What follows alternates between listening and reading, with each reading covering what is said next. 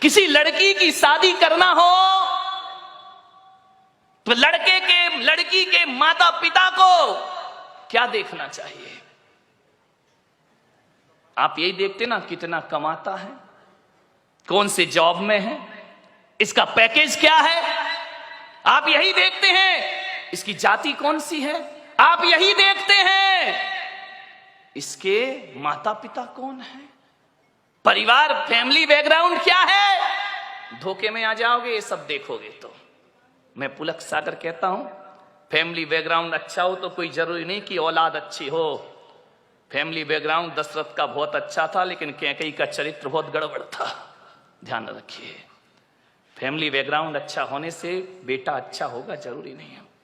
लेकिन मैं पुलक सागर आपको कहता हूं कि आपको यदि अपनी बेटी की शादी करना है, उसके हाथ पीले करना है, उसका रिश्ता लेकर के जाना है, तो ना घर देखना, ना परिवार देखना, ना आप ये देखना कितना कमाता है।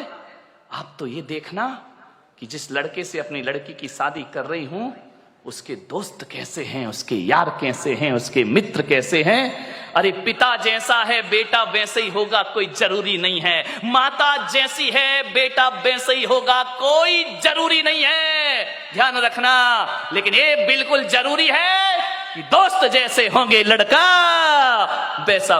दोस्तों का बैकग्राउंड देखो, आप ये देखो किसके साथ उठता है, किसके साथ बैठता है, कहां जा। माँ बाप से छिपके काम करते हैं लड़के, माता पिता को पता नहीं चलता।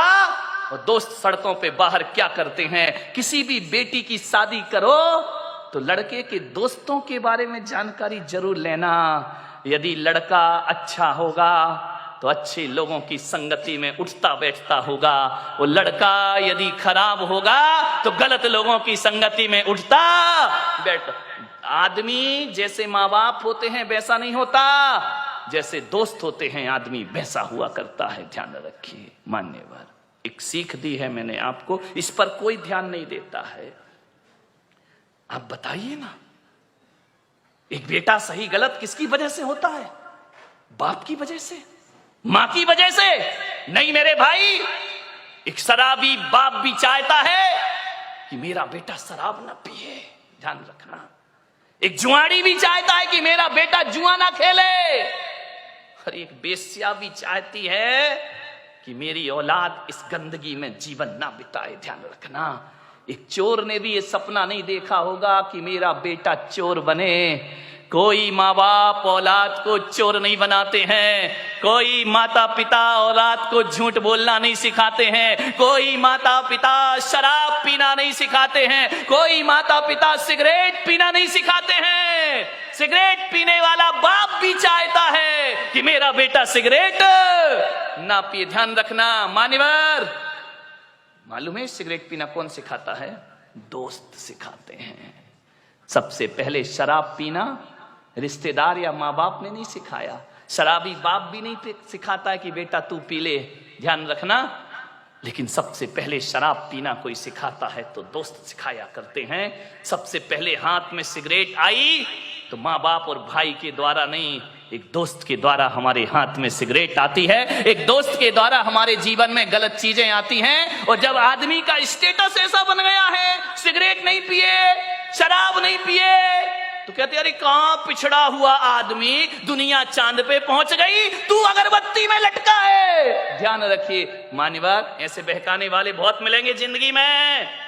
मान्यवर, मैं तो कहता हूं यदि बिगाड़ने वाले दोस्तों से तो बिना दोस्त की जिंदगी गुजार लो, वो अच्छी हुआ करती है। लेकिन ऐसे दोस्तों की संगति ना करो जो हमारी जिंदगी को बर्बाद करके रख दिया करते हो। मान्य आप सोचिए, जीवन में संगति का बहुत असर पड़ता है।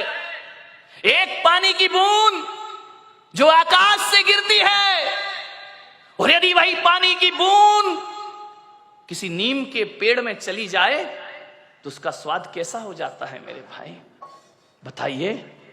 कड़वा हो जाता है। नीम जानते हो? नहीं जानते हैं तो बोलो ना जानते हैं, नहीं तो मैं समझ रहा तुम कुछ जानते ही नहीं हो।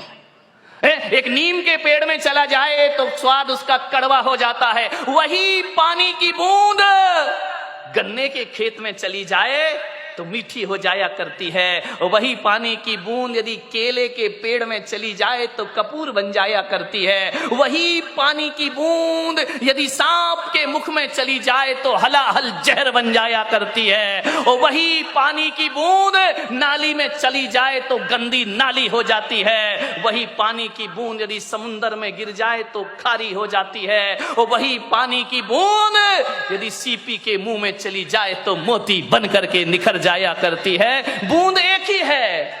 ये इतने रूप क्यों हुए उस बूंद के? संगति के कारण से। किसकी संगति करी उसने? मोती बना सीप की संगति से और जहर बना सांप की संगति से। ध्यान